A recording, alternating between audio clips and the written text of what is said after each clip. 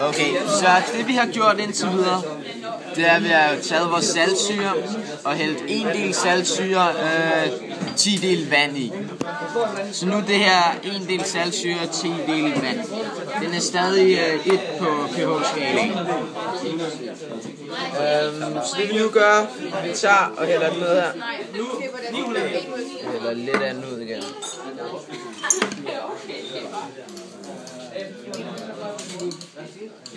Sådan der.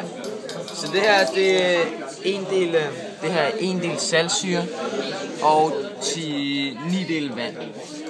Så nu skal vi bare få tyndt det endnu mere. Lukas, skal lave noget mere vand i? Ja.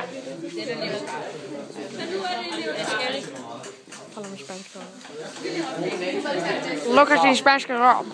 Her så har vi bare hældt den op til den der. Lukas op til den. Okay, bare hældt den af. Så nu skal det I spanske rom. Det er 110, det er 120, det er 130. 1 del saltsyre, 29 del vand. Ja, det er det vi har lige nu. Så lad os se, hvor stærkt. Så lad os se, om der overhovedet er en forskel.